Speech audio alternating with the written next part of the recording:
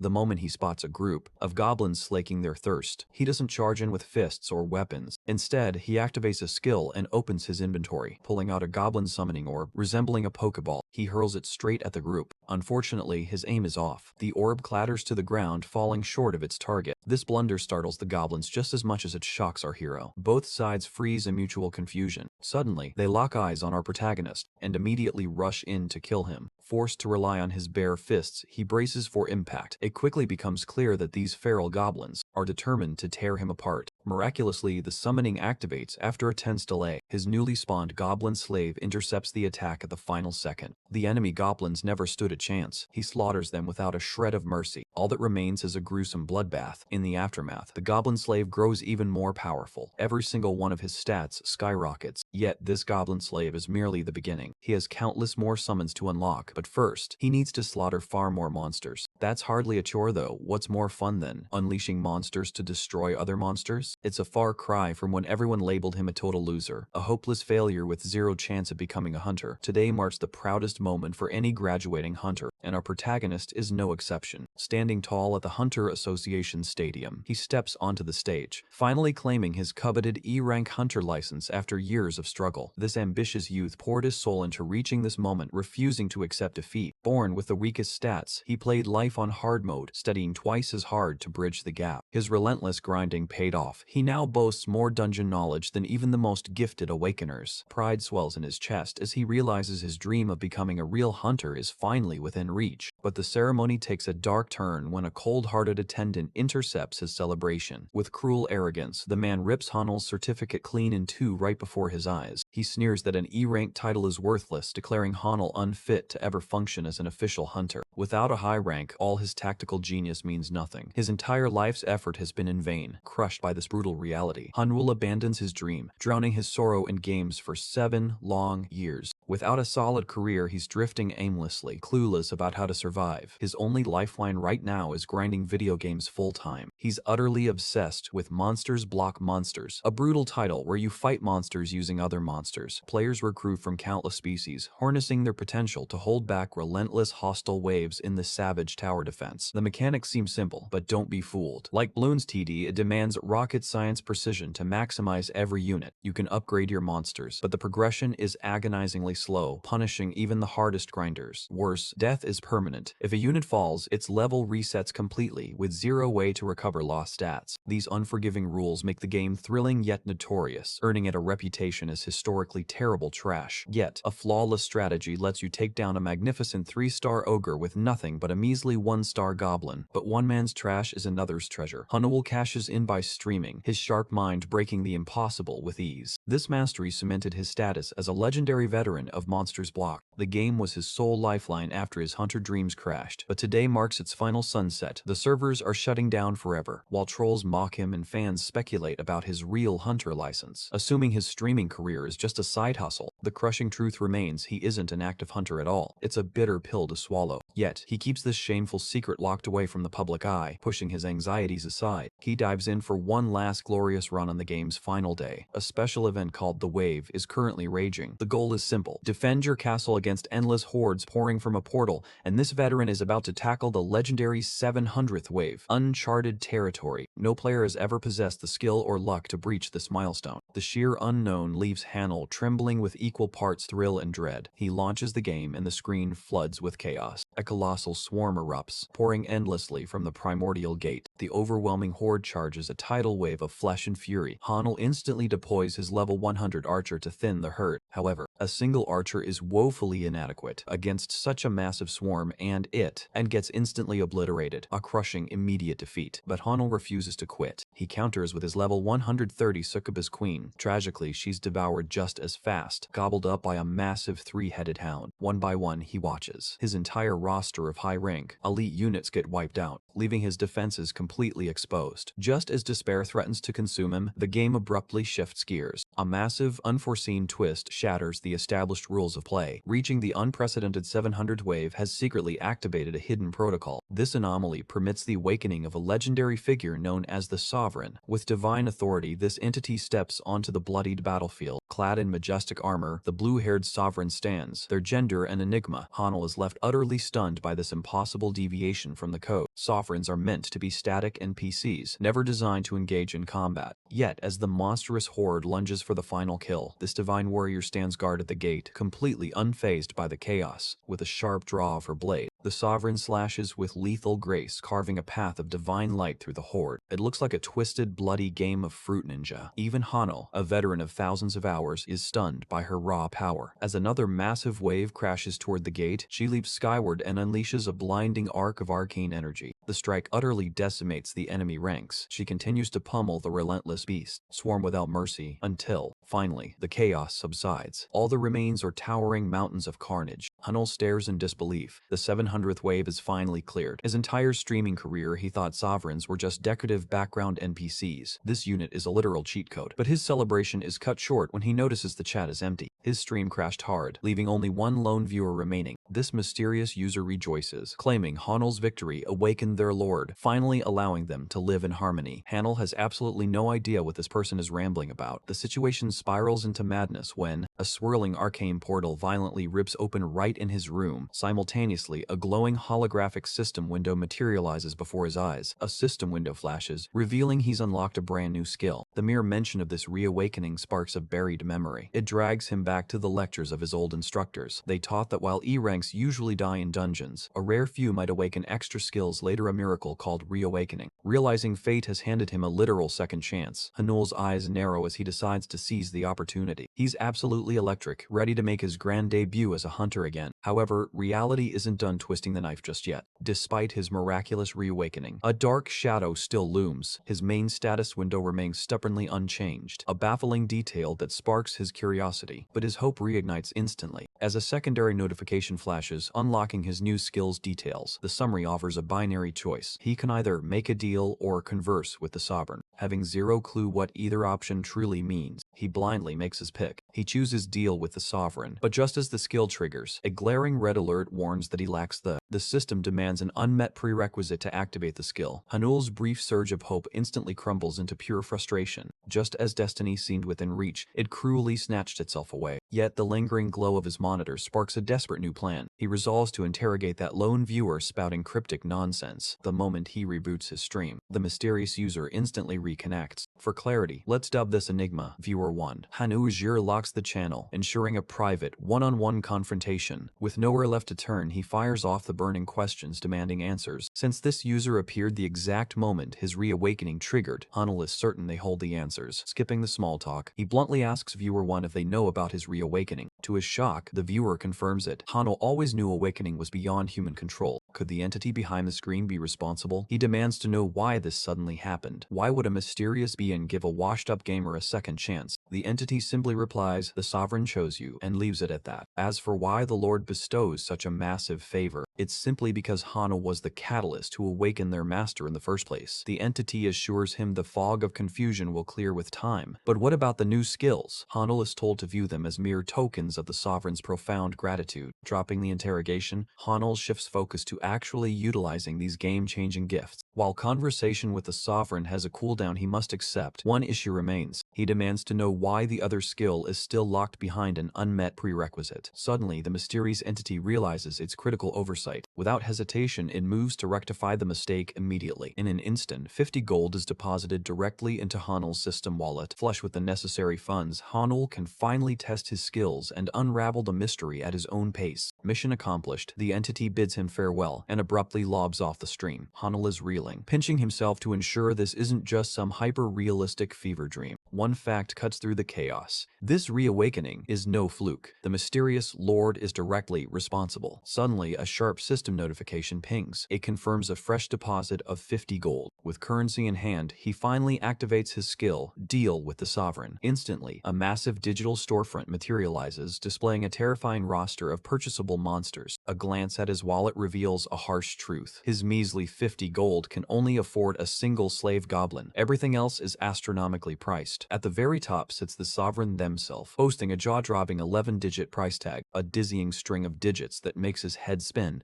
yet he desperately wants her in his arsenal. The price is astronomical, but the cost isn't what truly grabs his attention. What fascinates him is that this interface mirrors his favorite game exactly. Those spinning holographic monsters are near-perfect replicas of Monster Block, down to the smallest detail. Since the game let him summon owned units, the logic should hold up in reality too. Hanel realizes with a jolt the mechanics must work the exact same way here. A sassy smirk spreads across his face. He doesn't need brute strength when his summons can do the lifting. Suddenly, a crucial realization about gold strikes him. Back in MBM, players had only two ways to fatten their wallets: clear dungeons, hunt monsters, and sell the loot that was the golden rule. If those game mechanics translate to reality, the path forward is clear. He realizes he must slaughter monsters to farm the gold he desperately needs. There's just one glaring problem: his physical stats are currently rock bottom. They're far too weak to hunt even a low-grade slime, let alone anything dangerous. With no other options, he confirms the transaction for the slave goblin. A blue sphere materializes containing his newly acquired goblin servant. In a flash of light, the creature manifests in the real world. The scene cuts to the bustling Hunter Association building. Hanul has arrived to officially register as a solo E-rank hunter. The receptionist pulls up his fresh record, her expression shifting instantly. She pulls up 4 entry-level jobs perfect for a rookie like him. Hanel scrutinizes the list, weighing every option. He deliberately picks the mission that screams suicide for someone with his stats: a goblin extermination quest in a remote village tucked behind the mountains. The attendant warns him the zone is blocked out from emergency support. If things go south, he's on his own. But that isolation is exactly what he needs. The last thing he wants is unwanted attention. She pities the kid, convinced he's throwing his life away. Yet she proceeds to update his status once the biometric verification clears. With that, his official registration is complete. She promises to text him the mission specifics before he leaves. Cleared for deployment, Hanul buzzes with anticipation for his grand debut. Upon finally reaching the remote mountain village, the client who issued the commission rushes out to greet him. The old man is overwhelmingly grateful that a brave hunter actually took the job. After all, few awakeners would trek this far for such a pitiful payout. Still, the elder looks skeptical that a scrawny kid like Hanel can handle those nasty creatures alone. He genuinely fears for the boy's safety against such odds. Appreciating the old man's sincerity, Hanel flashes a confident smile. He knows this seemingly weak exterior is exactly what makes his strategy perfect. He reassures the elder that he won't let those vile beasts defile the village any longer. Venturing deep into the forest where the goblin nest is supposedly located, Hanel stumbles upon a rather unexpected sight. Instead of acting like disheveled savages driven by instinct, this group is casually chilling by a stream, drinking water just like regular humans. Brushing off the weirdness, Hanel opens his inventory and summons his newly acquired familiar, still resting in its blue blob form. Channeling his inner Pokemon trainer, he hurls the blue ore with blistering speed straight at the unsuspecting creatures. It skids to a halt right before the bewildered goblins. For a split second, absolutely nothing happens. Hanel's blood runs cold as panic sets in. His summon appears to have failed completely. Sensing the threat, the goblins instantly bare their claws, closing the gap to tear him limb from limb. With his back against the wall, he has no choice left. Hanel tenses, ready to brawl bare-knuckled. No retreat. He coils his fist for a desperate counter, but just as a green menace lunges, claws poised to shred him, the system finally kicks in. His goblin summon explodes onto the scene, materializing from thin air to brutalize the attacker with a massive club. Staring at his summon, a realization hits Hanul hard. Back when he first started streaming MBM, his very first catch was a standard slave goblin. Over time, he decked that lowly minion out in god-tier gear, transforming a trash-tier runt into an absolute chat. It soloed 100 waves of ferocious monsters completely unassisted. A goblin Hanel named Gono. A glance at the stats confirms it. This creature is decked in the exact same top-tier A-ranks gear Hanul grinded for. The realization hits hard. This is his Gono brought to life. Gono immediately goes absolutely batshit crazy, literally tearing the 2 frontline goblins limb from limb. The third and final goblin, using its last few brain cells, spins and bolts in the opposite direction. But for the fleeing monster, luck has run out. Gono is equipped with Raven. Equipped with wing-beat shoes, Gono moves like a literal flash of lightning. The familiar zips across the clearing and spits, splitting the final goblin to pieces before it can even scream. Hanel stands frozen, jaw dropped, finally realizing just how terrifyingly strong Gono is in a realistic setting. With the threat neutralized, the blood-soaked familiar trots back to his master, flashing a surprisingly cute puppy dog face as he insists on a head pat for a job well done. Hanel is rendered speechless, never expecting a monster to show such a wholesome side. Suddenly, the system chimes. It reveals Gono's affection is currently stuck at 20 out of 100. Worse, it warns that maxing this stat is the only way to unlock a brand new skill. The usually pragmatic gamer, who moments ago hesitated to even touch his summon, instantly drops to his knees, hugging the goblin like a long-lost brother. Snapping back to reality, Hanel spots a critical flaw: 0 loot drops. How does he farm gold now? Thankfully, Gono has already figured it out. The familiar leaps from corpse to corpse, plunging his hands into their chests to harvest their life essence. They manifest as faintly glowing mana stones. Suddenly, a swirling portal of arcane blue energy materializes right beside them. Gano casually tosses the stones inside. In exchange for the 3 low-grade cores, the Lord's Castle of Illusion instantly deposits 30 gold into Hanel's account. It clicks now. Instead of physical coins, monsters drop mana stones that must be exchanged via the system. Ecstatic about the mechanic, Hanel showers Gano with even more affection for figuring it out so fast. With the gold secured, he moves to gather physical proof of the quest for the association. But those 3 goblins, they were just the appetizer. Suddenly, a violent commotion erupts from the forest's depths. The chaos demands their immediate attention. With every passing second, the earth-rattling thuds grow louder. Trees are shredded and crumpled into splinters as a giant behemoth makes its grand entrance. It's an ogre, and Hanul instantly starts questioning his life choices. An ogre this massive belongs in B-rank gates, not wandering an E-rank zone. Yet, one detail stands out. The beast is panting heavily, covered in fresh gashes from a brutal prior fight. Yet, wounds are no reason to underestimate a boss-level nightmare. Panic spikes as a red system alert warns. Gano has 3 minutes left. Unshaken, the loyal familiar steps up to the plate. He's completely unfazed by an opponent quadruple his size. Gano shoots his master a look of pure confidence. It's a silent plea for absolute trust. Hanul activates his Raven's Wing beach shoes. The goblin explodes into a high-speed sprint. He charges straight toward the towering beast. The behemoth unleashes a earth-shattering roar. It swings a massive, uprooted tree trunk like a deadly baseball bat. The goal? To swat the incoming pest into oblivion. But Gano is blisteringly fast, launching himself high into the air. He twists mid-flight, locking into a stance designed to push his momentum to the absolute breaking point. He accelerates until he hits the speed limit of reality itself. Down he plunges, falling like a goddamn meteor. His target? The ogre's skull, aimed with lethal precision. In a panic, the ogre throws its massive arms up to shield its vitals. Gano refuses to yield, the crushing pressure overwhelming the beast instantly. A sickening crunch echoes as the ogre's arm bones splinter under the strain. Its ribs collapse inward, unable to withstand the devastating impact. Gano pushes his amplified strength past its absolute limit. He unleashes a shockwave that ripples through the forest like thunder. The blast force sends Hanel skidding backward just to keep his footing. Ultimately, the massive ogre is left completely obliterated beneath the sheer, unrelenting kinetic force. Hanel is left speechless by this astronomical display of raw power. He rushes forward, ready to celebrate their miraculous victory. He celebrates with a triumphant little dance. With just 3 seconds ticking down before he vanishes, Gano rips the massive mana stone from the ogre's chest and thrusts it into Hanel's hands. The familiar dissolves, reverting to his blue orb state, leaving Hanul clutching a chunky high-grade core. An arcane portal materializes to claim the loot. Hanul tosses the low intermediate stone inside, scoring a massive 100 gold deposit, boosting his total haul to a comfortable 130 gold. The system isn't done shocking him yet. For his first official kill, Hanel earns a premium gacha ticket. This rare voucher lets players roll for legendary loot, even if veterans know the odds are usually garbage. Upon activation, an ornate chest materializes before him. Inside lies a mysterious trove of goodies. Then, the system drops a bombshell revelation. The god-tier gear he pulls isn't just for his summons. He can actually equip these items to buff his own pathetic stats. But before he can celebrate this game-changing potential, the moment is cut short. The crack of snapping branches warns him company's coming. A fully armed squad of awakeners bursts into the clearing, hot on the wounded ogre's trail. They follow the bloodline straight to their prize, only to find it's already dead. One good look at the squad, and Hanel's heart drops. He knows that face. Yoon Suwa, the terrifying leader of Pungbek Guild's Team 2. It's clear they weakened the beast before it fled. Stealing a kill from a top guild is a nightmare scenario. Hanel tries to slip away unnoticed, but Sua's command freezes him in place. Her team fans out, encircling him as she coldly declares the abnormal ogre their designated target. Her glare makes it clear she's furious. Someone dared snatch their kill. The tension is suffocating for our protagonist. Sua's gaze shifts to the fallen ogre, analyzing the scene. She can't fathom how a lone warrior took down the beast. This is, after all, a monster that wounded her entire squad. 3B rank hunters failed where this stranger seemingly succeeded. Connecting the dots, she deduces he must be at least A rank. Adjusting her strategy, she steps forward with an outstretched hand. "I'm Suwa of the Pungbek Guild," she states with icy precision. Sensing her scrutiny, Hanel remains calm and returns the introduction. But the real shock? Suwa senses an archangel's interest radiating from him. Her irritation spikes, unable to pinpoint what makes this unassuming guy so dangerous. Driven by curiosity, she presses Hanel on whether he truly soloed the beast. His vague admission that he did only tightens the tension. Suspicion gnaws at her. Is this stranger hiding a terrifying secret? She claims credit credit for the initial engagement, feigning gratitude that he stopped the rampage. Hanul plays it cool, brushing it off as sheer dumb luck. Suwon knows better. Luck doesn't slaughter ogres, and she's done being played. Shifting tactics, she unexpectedly offers him the full bounty for the kill. The Pawnback Guild will personally handle his compensation, a rare gesture of respect. Hanul is stunned by their excessive generosity over what should be their stolen prey. Sua's sharpness cuts deeper as she tacks on a condition to her generous offer. It's the burning question she's been dying to ask since the moment she arrived. Our protagonist knew a deal this sweet always comes with strings attached, but he's totally blindsided when she casually thrusts her phone toward him. Ironically, the formidable leader looks like a shy girl nervously asking out her crush. Meanwhile, our dense Gigachad hasn't got a clue what's actually happening. The scene shifts to Hanul meeting up with the village elder, a man forever indebted to the hunter for saving his people. Hanul's just glad he cleared a safe path up the mountain, unaware the chief is desperate to repay him. That reward money couldn't have come at a better time because Hanul is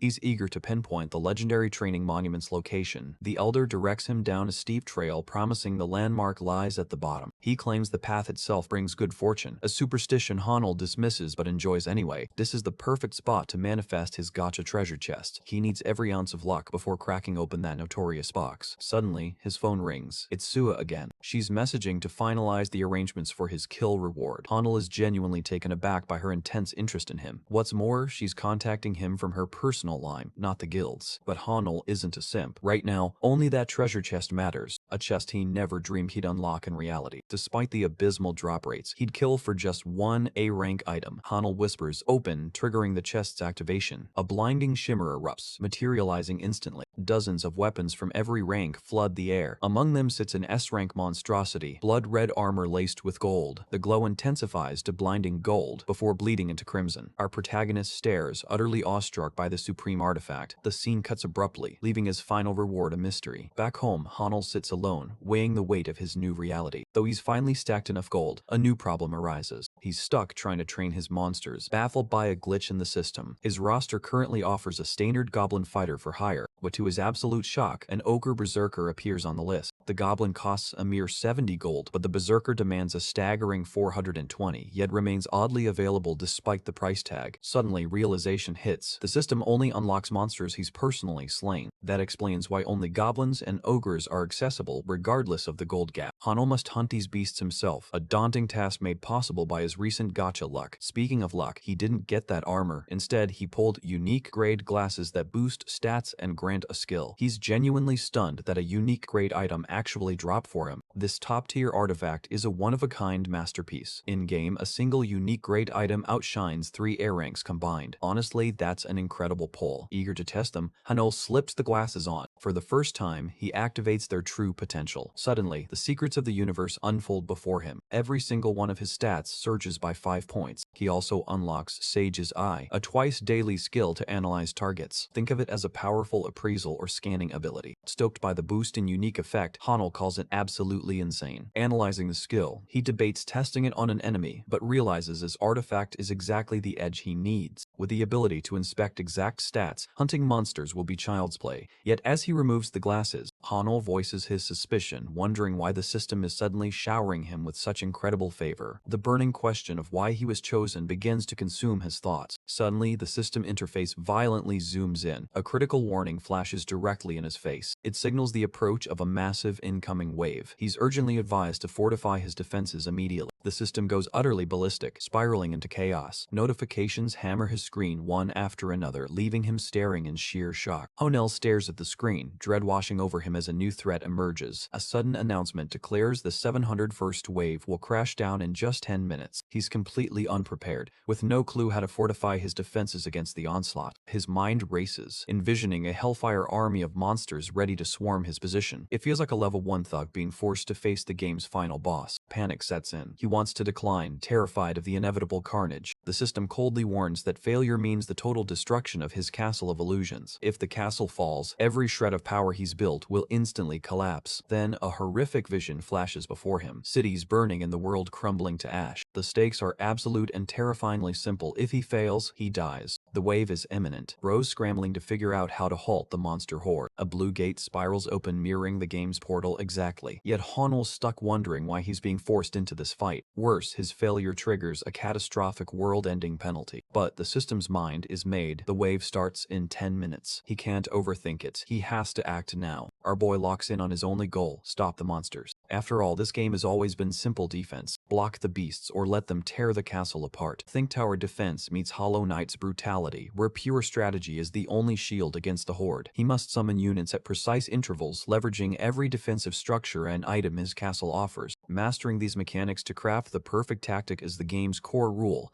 now controlled via a slick touchscreen interface. His first move: scouring his monster inventory for viable deployment options. He needs to know exactly what forces he can call upon for this desperate defense. Turns out he has 5 deployable units, 4 goblins and 1 ogre, all free to command without hiring fees. He briefly wonders if he can tap into the sovereign's raw power, but that option remains frustratingly locked. Next, he attempts to bulk up his ranks by spending his gold to recruit additional troops for the fight, but the system slams the door shut, freezing all changes the moment the wave notification hits. Bro's getting cooked, starting to suspect the system is secretly sabotaging him. The 704th wave arrives, led by the terrifying Count Gular. He's backed by an elite unit known as the Dragon Children. This boss boasts a terrifying 6-star rating. To make matters worse, he commands an army of 61 dragons. Facing a 6-star monster spells disaster for any fight. Star ranks dictate combat prowess and confirm a monster's potential. When the star gap is this wide, the weaker side gets crushed instantly. The real nightmare? Handling a 6-star beast with a squad of mere 1 stars. The outcome is clear. Bro stands no chance. Even a single dragon will annihilate him. Stripped of golden reinforcements, Hanel faces the onslaught with nothing but his wits. Suddenly, the system flashes a singular, cryptic benefit. It grants 1 defensive structure and 1 item to buff his entire force. Far from relieved, Hanel scoffs at the absurdity of clearing this nightmare with such scraps. Yet, desperation fuels clarity. He must maximize every pathetic asset he owns. After all, he's the only veteran who knows this godforsaken game inside out. Immediately, he begins manipulating the terrain itself. Drawing on deep experience, he engineers a trap to halt the incoming tide. The clock ticks down. 8 minutes remain until hell arrives. He blitzes his. He moves with blistering speed. He calculates every variable until only 15 seconds remain. His preparations are finally complete. The countdown hits 0. Hanel stands ready to meet the onslaught. The wave erupts as wyverns darken the sky, blotting out the sun. Their target is clear: the castle itself. Leading the charge is the Count. From the very first second, the wyverns slam against the barrier, desperate to crack it open. The Count seethes as his elite monsters fail to breach the wall. More wyverns swarm the ramparts, desperate to shatter the defense. Yet, this stubborn resistance is all part of Hanel's master plan. His first move? Activating the Infinite Barrier perk. This buffs defense to 100, rendering it invincible against lower ranks. There's a catch though. It only works on monsters under 2 stars. Despite his team's desperate efforts to hold the line, a single wyvern unleashes a blazing breath attack. The barrier shatters instantly under the overwhelming force, but thanks to the perk's lingering effects, the shield instantly regenerates, the sole lifeline keeping the barrier from shattering. A massive flaw remains. If all 61 dragons strike at once, durability plummets below half in seconds. It's a fatal loophole, but Hanel already has a countermeasure ready. He calls it spam clicking, channeling the frantic rhythm of an Osu legend. Each click restores 1 durability point, making his own finger speed the only limit to the barrier's healing. His hand screams in pain, yet this is the only way to guarantee absolute defense. Now the real question looms. How does he possibly slay these godlike beasts? Simple. The barrier reflects damage back at the attackers. Normally, goblins couldn't scratch a wyvern, dealing only a single point of damage. But with his special item, the Hack-On Spoon, those conditions are brutally reversed. This A-rank item lets him bypass rank disparities entirely, forcing damage through. The wyvern's strength begins to wane under the relentless assault. Even a single point of chip damage is enough to whittle them down. One beast finally realizes what's happening. It sees a clumsy goblin mocking its inability to break through. Fueled by pure rage, it lashes out violently. Yet, the dragon remains utterly powerless to stop him. At this rate, clearing the entire horde will take a grueling 60 hours. The real challenge now is sustaining this barrier spam for 2.5 days straight. A brutal battle of attrition begins as Hanel's finger becomes a blur. He's left wondering, will his goblins perish first, or will he collapse? The Count's forces clash with Hanel's in a brutal stalemate of offense versus defense. Hours bleed by, and exhaustion finally begins to drag our hero down. but the moment he reaches for a drink, a sudden icy shiver racks his entire body. The harsh reality hits hard. He is completely forbidden from interacting with anything outside the game. Simply put, Hanul has no choice but to grit his teeth and endure without a single second of rest. There is no pause button. He must survive this marathon entirely on his own. No food, no water, no bathroom breaks, just pure, unadulterated grind to clear the game, with every physical need completely locked out by the system. Most players would crumble into madness from this sheer despair, but Hanul just grins, calling this torture merely the tutorial. Suddenly, a dragon erupts in calamitous rage, unleashing a titanic fire breath that slams into the shield, chipping away massive chunks of durability. Yet, being cornered like this is exactly why he lives for the thrill, because despite the chaos, only 2 hours have passed. With a grueling 58 hours still left on the clock, the death penalty is catastrophic. Failure means the end of the world, so Hanul flips into God mode, seizing total control and vowing to push harder. 12 agonizing hours blaze by, yet he's barely scratched the halfway mark. Damage is stacking steadily, meaning a breakthrough is inevitable. His goblin army relentlessly chips away at the dragon's defenses. 2 wyverns crumble, but the bulk of the horde still stands. Hanul accepts the grind, determined to maintain this momentum. 3 more beasts drop dead. His spirit refuses to break. A full day passes, and he's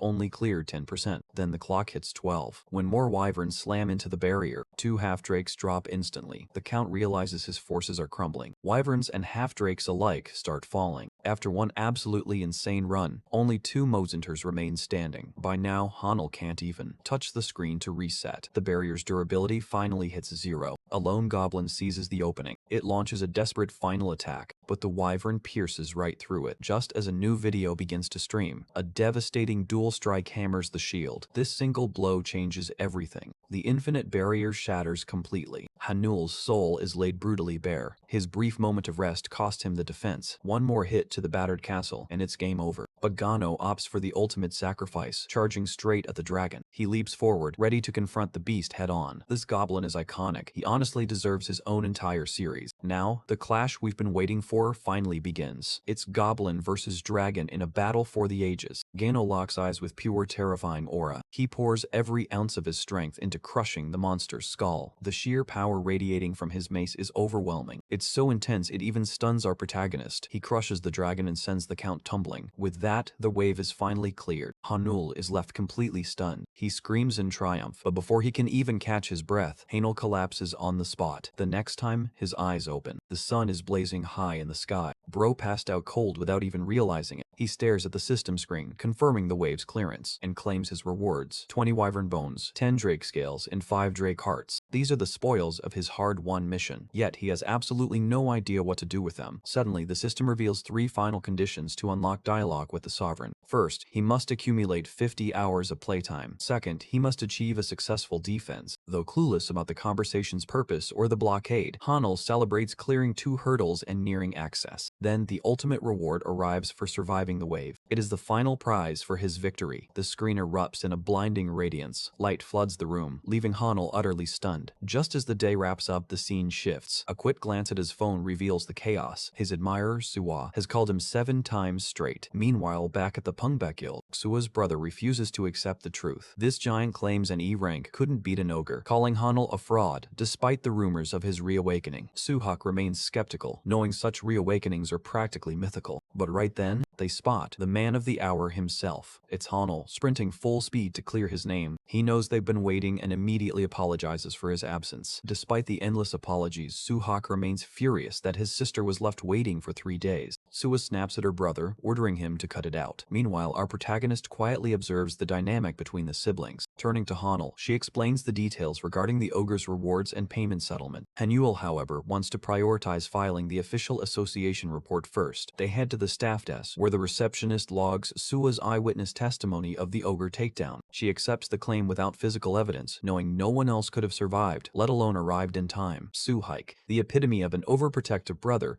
glares daggers at the receptionist for even daring to question them. His protective gaze makes it clear, doubting them is the last mistake she'll make. She immediately backs down, though she insists that a B-rank threat demands official verification. Essentially, they need to scan his stats to confirm his incredible story holds water. They'll use a manometer for the test, test, which spells serious trouble. Suwa knows he's reawakened, yet she's never actually been able to see his numbers. Anxious, she tries to vouch for him, but the protocol stands. They switch to an alternative method, yet Hanel remains calm, vowing to take the test right now. First, the device scans a guild member, confirming a solid D ranks reading. Now it's Hanel's turn. Suwa panics, while her brother watches closely, eager to see if the constellation's interest is justified. To him, if Hanel lacks real power, he isn't worthy of such attention. Finally, Hanel places his bare hand on the massive stone, ready to reveal his true potential. It's been 7 years since he last faced this machine, back when his mana was first measured. The manometer roars to life, ready to dissect his true stats. His friends hold their breath, waiting in tense silence. Suhaik leans in, eyes locked on the unfolding reaction. Suddenly, the measurement sequence hits its climax. The screen flashes, certifying Hanel not as a fraud, but as a monstrous S-rank. It's a jaw-dropping revelation that defies all logic. The sheer shock of the moment silences the entire room instantly. Even Hanel is stunned. He had no idea he was an S-rank until this very second. The truth lies in a new skill he gained back then, the Lord's Afterimage. It merges the strongest monster stats from the previous wave directly into the player's own. Simply put, he can borrow Count Gular's raw power for 30 minutes, once a day. He timed it perfectly, buffing himself to obscene levels right for this test. While active, his strength rivals that of a true S-rank hunter. Since no one senses the trick, the world will just accept him as a freak S-rank rookie. Both siblings are left completely speechless by the revelation. Even Suhayuk, usually so hesitant, can't help but offer a grudging compliment. With the test complete, he's officially credited as the Ogre's Slayer. A guild member confirms that this result is all they needed to proceed. Hanel thanks the siblings for helping him navigate the process so smoothly. He turns to leave immediately, but Suhak intercepts him for a private coffee chat. The offer is massive, an invitation to join as the guild's vice leader. This grand proposal instantly grabs the attention of every onlooker in the room. Everyone leans in, curious to see how this sudden development plays out, but our boy just smirks, casually brushing off the prestigious offer. He declares he only needs Suwa, making any other guild ties completely unnecessary. With that final jab, Hanel turns his back and walks away from the scene. He leaves her fuming brother utterly speechless and defeated. Back at home, Hanel finds his face already dominating the news cycle. The live stream covering his rise has just begun. The association caps his official rank at B, enforcing the rule that no hunter can skip more than 3 tiers at once. Meanwhile, his own chat is already toxic, roasting the game he's playing. Hanel just chills, acting completely clueless that the trash talk is about him. The audience is losing their minds over the secret S-ranker who dared to stand up to Suhaya. Rumors swirl about him rejecting a guild offer, but the hype train won't stop. Seizing the moment, Hanul teases fresh content, hinting it's actually hunter-related. Initially, the viewers seem unimpressed, their interest barely flickering. To hook them, he asks for advice on clearing a specific dungeon. The chat freezes in shock as he implies he'll stream the entire raid, a blatant violation of the law. After all, strict confidentiality agreements forbid hunters from broadcasting their expeditions. Instead, Hanul plans to just post the clear insert and narrate the tale himself, a move that will expose the guild's dirty secrets. One viewer screams for the Mad Dragon's Nest, but another drops 50,000 won on the Giant's Kitchen dungeon. Then a third donates an insane million, begging him to sever the Spider Queen's legs in the Spider Forest. The jump from 50,000 to a million is absolutely mind-blowing. Yet the donation floodgates are still wide open, overwhelming even our boy. He tells the chat to chill, eyes locked on the top notification. A staggering 10 million won has just been wired to him. The entire viewer base freezes in collective shock. It looks like a whale fan, but it's actually the Sovereign's assistant demanding a word with our boy. Stunned by the massive donation, Hanel asks where exactly he's being sent. The mysterious donor replies, the deepest sector of the Garden of Meditation. Chat explodes, calling it a death trap no hunter has ever cleared. This dungeon boasts 3 deadly sectors: the entrance, the central lake, and the unknown depths. While the entrance is manageable, the lake ramps up the danger to lethal levels. Nobody knows what lies beyond that lake because no one has ever crossed it. Even Suyok himself hit a wall there, forced to retreat without reaching the end. Now, Hanel faces a mission deemed impossible by his own analysis. Viewer 1 clarifies. He doesn't need a full clear, just proof he reached the deepest part. That tweaks the difficulty, plus there's a massive bonus if bro actually clears the whole thing. The chat erupts in protests, terrified the suicide run will get their favorite streamer killed for views. Hanel knows exactly how grave this situation is, yet he's fine with just touching the deepest zone and retreating, especially since viewer 1 promised full backing for a complete clear. He's dreading every second of of this impossible mission, but he suddenly roars to the camera that he's ready to roll. Cut to the Hunter Bureau, where a receptionist processes his shocking request for a solo run into the Garden of Meditation. She warns him that targeting the deepest sector alone is basically a death sentence. Hanul demands she process it anyway, but she refuses, citing protocol. Instead, she books him for a standard slot a week from now, but our boy presses for immediate clearance, reminding her he doesn't need a team for a solo expedition. She offers him tomorrow's slot, and Hanul instantly agrees. He's scheduled to arrive promptly at 4. With the appointment locked in, Hanul turns to leave, but just as he exits, an intriguing duo intercepts him. Myung-hoon and another figure step forward, vying for his attention. They're the HR heads of Aegis and Santaray, Korea's elite guilds. Hanul instantly clocks their move. They know about his reset evaluation. Both powerhouses are desperate to recruit him immediately. These aren't just any guilds. They're two of Korea's big three. Their offer? Terms far sweeter than anything Pungbak ever proposed. But our protagonist couldn't care less about guild politics. He brushes them off, eyes locked on his real objective. Guilds are just anchors. The dungeon is his only priority. Meanwhile, Suyuk receives a startling new report. It comes straight from Hanul, detailing his insane mission. He plans to conquer the very depths that stop Suyo cold. That's exactly why he's contacting the S-ranker for intel. Naturally, Suyuk feels no obligation to share his secrets. That is, until Hanul drops a bombshell about a secret clear. The vice leader is left completely stunned by the claim. He sweetens the deal, promising to publicly credit Pungbak for the clear, giving Suyuk the perfect incentive to talk. Convinced yet skeptical, Suyuk agrees to listen, though he still doubts Hanul can actually conquer the deepest floor. Hanul, however, stands firm on his certainty. Seizing the moment, the vice leader pivots, launching a fresh pitch to recruit Hanul directly into their guild. Hanul shuts him down instantly, cutting through Suyuk's act of being the sole suitor. He reveals the truth. Both Aegis and Sunarai have already made their moves. The revelation hits the vice leader like a freight train. It confirms his worst fear. The other big three leaders are already swarming him. Hanul presses his advantage, making it clear that Pungbak's offer means nothing to him. With his negotiation tactics completely crushed, Suyuk has no choice but to concede. He makes one thing crystal clear. He has zero intel on the deepest floor, and the dungeon's layout could have shifted entirely over the last year. Hanul just shrugs it off, ready to work with whatever scraps of information he can get. Right on schedule at 4 a.m., Hanul shows up, adjusting his glasses. The men waiting for him instantly clock his arrival. A man named Kwang Su steps forward, introducing himself as a representative of the Bulgul Guild. Our protagonist returns the greeting politely, but the tension is immediate. This bald-headed recruiter already knows everything about the kid thanks to that evaluation report. Clearly a stuck-up type who's never collaborated with an S-ranker before. He immediately takes issue with the fact that our boy intends to dive in completely solo, and takes issue with our boy applying solo. A sore loser, he rudely insists his guild's mission takes precedence, refusing any assistance whatsoever. Unfazed by the threat, Hanul calmly accepts their terms. Egghead struts off, dismissing S-ranks as irrelevant in a real fight. Frankly, even Hanul didn't expect them to be this hormonal on day one. Luck got him in, but normally, dungeons like this demand a full party and a month-long waitlist. The veterans fume, having waited ages, while this kid breezed in on the very first day. Undeterred, Hanul activates his sage's eye to gauge their true ranks. They're absolute trash, incapable of keeping pace with him in the deeper floors. This reeks of a setup. They're likely just spies planted to watch him. Either way, Hanul knows he won't be seeing them for long. The bald leader spins around, demanding to know why he's smirking. Hanul just claims he remembered a funny joke, but their fragile egos snap, turning perceived mockery into a death wish. Suddenly, the staff member triggers the gate, forcing the raid to begin. Violent green lightning crackles, tearing through the air with raw power. Hunters are barked at to rush in before the unstable gate collapses. This marks our protagonist's very first step into a real dungeon. Hanul strides inside, eager to uncover the secrets hidden within. The system interface flashes, outlining the raid's strict capacity limits. Here, the sovereign's servant appears, wishing him the best of luck. The very landscape begins to warp, partially reshaping the dungeon floor. The rest of the party finally arrives, ready to face the unknown. But Egghead's instincts scream that something is off from the jump. He barely recognizes this hellscape. It's nothing like the entrance maps. Flashbacks of Vietnam hit him hard while balanced. His crew panics over a lake that shouldn't even be here. A few veterans swear this layout is completely wrong. It's Hanul's first raid, but he knows the entrance should be a cakewalk. Based on Soo-hyuk's intel, this twisted version makes zero sense, sparking a realization. Suddenly, the system pings with a fresh briefing. Welcome to the lakeside. The hunters are tearing their hair out, desperate for answers. Meanwhile, the system coldly announces the pig mallet massacre has begun. Their mission: guard the pig mallets from slayers until nightfall. Success means crossing the lake to reach the dungeon's deepest core, but failure guarantees a gruesome fate. Every single challenger dies, there's no second chance. The C ranks are unraveling, completely unprepared for this nightmare. Kwang Su's men beg him to retreat, but panic sets in. They discover too late that quitting the mission is impossible. Egghead's desperate escape attempts only confirm he's trapped. The count stands at 130 peg mallets remaining, yet 2 have already been brutally slaughtered, dropping the count to a precarious 128. Kwang Su spirals into panic. Desperate for answers, he begs the local S rank for any scrap of hope. Our boy stays ice cold, admitting he's just as clueless about the chaos, but he drops a bombshell. He knows the lake's secrets, instantly reigniting Kwang Su's hope. Desperation takes over as they beg for those details, promising full cooperation. Hanul laughs at the irony. The same crew mocking him now begs for his lead. He lays down the law, he shares his intel, but they follow his commands until the end. Agree to his terms, and he spills everything. Refuse, and they're on their own. It's a dangerous gamble that undermines the guild's hierarchy, letting Hanul usurp their leader. With no choice left, the system coldly ticks another pig mallet death count. Kwang Su knows compliance is their only shot at survival. The egghead reluctantly agrees, but only if Hanul takes the fall should everything collapse. It's a shady demand, especially since the kid is already offering a lifeline. Swallowing his pride, Kwang Su nods, signaling he's ready to listen. Hanul immediately breaks down the treacherous terrain they're trapped in. He sketches out the lake sector's deadly architecture with surgical precision. A massive central lake veins through the entire forest like a spider's web. Even the egghead is floored by the intel, though Hanul casually credits a scouting skill. Kwang Su's shock melts into relief. With this guide, getting lost is impossible. Even the terrain matches Su Shub's intel perfectly. In truth, our boy is leveraging the sacred map gifted by Viewer 1. Since it's a direct gift from the castle, he barely has to lift a finger. The mission is simple. Save the pig mallets, which means finding all 8 nesting zones in the wetlands before they're wiped out. From there, they just need to blitz each zone before the slayers can eradicate it. Hanul's strategy? Herd them into a single stronghold for maximum defense. He demands immediate action as the countdown ticks lower. Every second of hesitation costs them more lives, fueling the urgency. Kwang Su's squad blasts off to secure the zones. When asked about his own role, Hanul casually reveals he'll handle the pig mallets solo. The guild leader backs off, finally granting our boy the privacy he's been craving. With space to breathe, he immediately scans the lake using his sacred map. A hidden mission with a massive reward lies in wait, and he's dead set on claiming it. The real hunt is about to kick off. But first, his scouting run needs to answer 2 critical questions. He has to pinpoint the hidden objective and uncover the identity of the pig mallet slayers. Since multiple monster types roam these lands, identifying the killer is priority 1. He shifts into stealth mode, spying on a nearby group. Hanul locks onto a squad of lizardmen looking absolutely jacked. Shocked, he realizes these brutes are the very slaughterers hunting the pig mallets. His plan just skyrocketed in complexity. Sure, they're only D ranks, but a massive swarm is a nightmare to handle. Knowing he can't fight them all, Hanul tries to slip away, only to freeze. 2 morons stumble in, loudly trash-talking and walking straight toward him. Their recklessness instantly jeopardizes his cover. The loudmouth keeps boasting, acting untouchable. Suddenly, his head gets ripped clean off his shoulders. A lizardman lunges from the shadows, slaughtering the human in an instant. Blood sprays everywhere as his severed head rolls across the ground. Watching the merciless lizardman emerge from nowhere,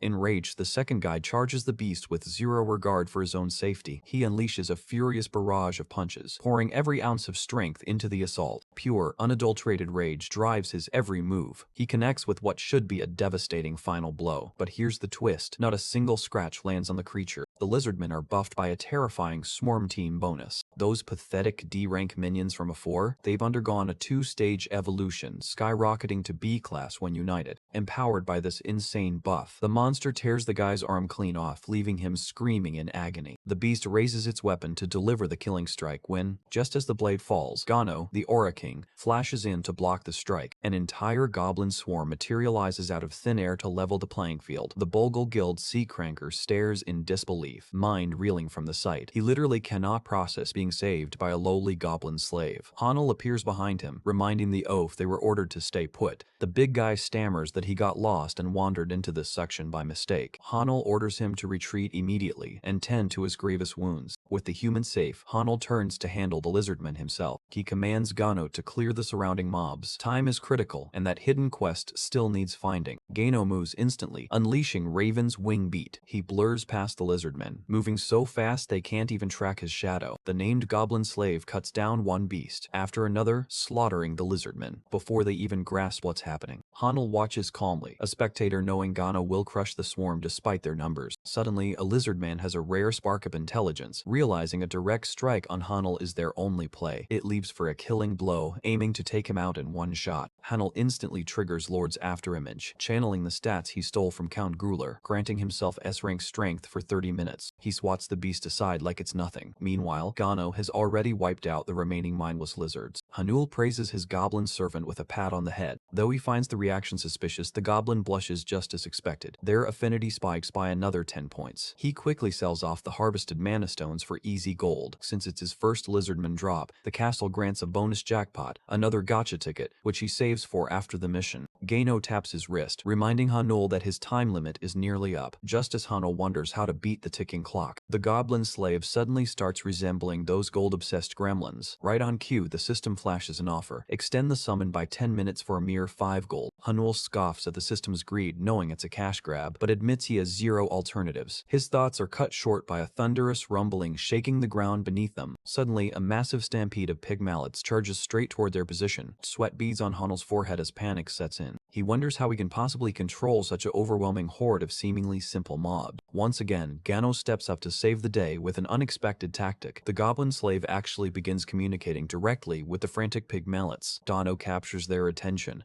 passionately preaching about Hanul's burning desire to protect them all. Moved to tears by the emotional speech, the pig mallets instantly stop charging and rush to Hanul's side. Desperate to repay his kindness, they cluster around him, transforming Hanul into a shepherd guiding his own monstrous flock. With the chaos quelled, he resumes scouting with his goblin companion, cutting down every lizard man foolish enough to approach. But when he tries to cash in more mana stones, a harsh red warning flashes. The castle treasury is empty, halting all sales. The system reveals the hard truth. Hanul has hit the strict command limit for each lizardman species. Never anticipating the castle would run dry on gold, he realizes his army size is now capped. Acknowledging the hard limit on his control, he deems further lizardman hunts a waste of precious time. Shifting focus, he tallies the big mallets he personally saved, counting roughly 60 survivors. The system then chimes in, confirming the total rescued has reached 70. Doing the math, Hanul realizes the entire Bolgol Guild managed to save a pathetic 10 on their own. From that number, it becomes obvious that the entire Bolgol Guild managed to secure only 10 on their own. Suddenly, a strange shift ripples through the pig mallets. The creatures erupt into a frenzy, acting completely wild. These so-called easy targets suddenly charge in perfect unison. They stampede toward the lake center, dragging every player along. The dungeon system announces that the slaughterers have ceased their hunt. Night has officially fallen within the dungeon walls. Players are congratulated for successfully shielding the weak from the slayers. With 70 pig mallets saved, a hidden objective is instantly unlocked. The Bolgol Guild members hit their breaking point, screaming to escape this nightmare. Yet, just as everyone believes the ordeal is finally over, before they can react, a new notification flashes. The medication trial is about to begin. A colossal wave of sparkling water surges forward, swallowing everyone in its path. Just as despair sets in, the pig mallets they saved transform, their demeanor turning deadly serious. With unwavering resolve, the creatures leap forward to form a living shield against the deluge. Hanul and Gano stand frozen, utterly stunned by this sudden, heroic reversal. The system explains that the monsters are repaying Hanul's earlier protection with their own lives. Hanul struggles to comprehend that these so-called easy mobs harbor such terrifying hidden potential. In that instant, the true purpose behind the protection quest finally clicks into place. He realizes now that saving them wasn't just charity, it was an investment in survival. A chilling thought crosses his mind. If he had saved more, would they all be safe? Testing his hunch, Hanul scans the crowd and sees most players barely clinging to 1 or 2 saved pigmallets. The Bolgol Guild leader is on death's door, struggling to stay conscious. Beside him, a pigmallet gasps for air, clearly moments from collapsing. Seeing the rest of the guild in similar dire straits, Hanul feels a surge of genuine concern. He races against time, desperate to find a way to save them all. Suddenly, a new system notification flashes, revealing the hidden mission Hanul has been hunting. The objective is clear: locate and suppress the true source behind this trial. Even better, defeating the culprit will instantly end the trial. Bypassing the 10-minute timer, Hanul wastes no time. He adjusts his glasses and activates his Sage's Eye skill. In an instant, he locks on to the hostile presence exactly where the system predicted. Zooming in, his gaze locks onto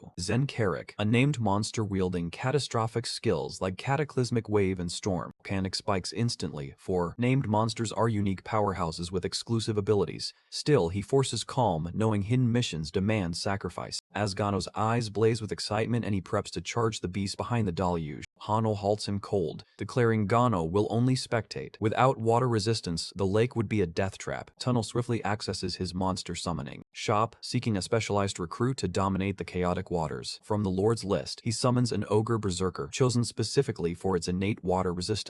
Yet, a critical flaw emerges. Unlike Gano, the ogre lacks gear, making victory against a named monster like Zenkaruk seem impossible. Realizing the ogre needs a stat boost to survive, Hanul knows he must act fast. He pulls out a premium gacha ticket, ignoring its infamously low odds, and commits to the draw. He prays this roll yields an item capable of bridging the gap against the named monster, Zenkaruk. Suddenly, the ticket activates, erupting in a brilliant burst of golden light. The radiance forces Hanul's eyes wide open, his heart pounding in anticipation. An S-rank drop. Excitement surges through him at the rarity of the reward, but that joy instantly morphs into confusion. The item doesn't look like a combat weapon at all. Meanwhile, the surging water current grows violently stronger, consuming everything in its path. With time running out and no other options left, Hanul makes a desperate call. He summons the ogre berserker and equips it with the mysterious item, hoping for a miracle. The instant the item touches the ogre, the beast crumples to the ground. Before Hanul can react, a desperate scream pierces the chaos. It comes from a drowning Bolgul member on the brink of death. Without hesitation, Hanul dashes toward the cry for help. Disappointment twists his features as he realizes he's alone in this fight. Worse still, his lord's afterimage timer ticks down with only 12 minutes left. Once it expires, he reverts to being nothing more than an E-ranked nobody. Still, he prioritizes saving lives, even as his body begins to falter. The strain becomes undeniable, his movements growing heavy and sluggish. Despite his superior stats, the overwhelming pressure forces him to struggle. Just as his grip falters and he's seconds from slipping away, the raging current abruptly loses its fury. Glancing ahead, he spots the ogre standing defiant in the surf, sporting a bizarre wizard's hat. With shocking eloquence, the beast asks if its master remains unharmed. It bows formally, introducing itself as a humble servant, hardly the behavior of a mindless brute. Hanul is baffled. He'd only equipped an S-rank item, the Archmage Gandorf's hat, meant to boost intelligence and turn fools into geniuses. He never anticipated that skyrocketing an ogre's IQ would yield such absurd results. Still reeling, Hanul demands to know how the creature gained such articulate speech. Chest puffed with pride, the ogre declares the hat has fundamentally rewritten his very soul. Following this bold claim, he drops into a deep, respectful bow, eagerly awaiting his master's first command. Hanul pauses to clarify one critical detail before issuing orders. Can the beast now wield magic? Yes, the ogre beams, revealing he just infused his very club with arcane power. Relief floods Hanul. Finally, the tides of fate are shifting in their favor. Seizing the moment, he orders the ogre to charge straight into the storm, promising to follow close behind. Without hesitation, the wizard-hatted giant lunges forward, shoulder-checking the raging surge with brute magical force. Hanul christens him Odolph, placing the entire mission on the genius ogre's broad shoulders. Upon hearing his new name, Odolph's cheeks flush crimson as tears stream down his face. Overwhelmed with emotion, he vows to sacrifice his very soul to repay such an honor. With renewed resolve, the giant ogre charges straight into the scorching steam. He cleaves a path through the haze, filling Hanul with confidence that victory is near. This sudden shift unnerves Zenkaruk, who realizes someone has outwitted his spell. Though he suspects a formidable mage is behind this, he remains certain his barrier won't break easily. Meanwhile, Odolph slams into the invisible wall, brought to an abrupt halt. Reporting the blockage, he waits as Hanul commands him to strike the exact same spot relentlessly. Hanul bets everything on the hope that relentless, focused force will finally shatter the defense. The genius ogre obeys instantly, raising his enchanted club to pound the barrier without mercy. As the ogre launches into a logical breakdown of the barrier's complex formula,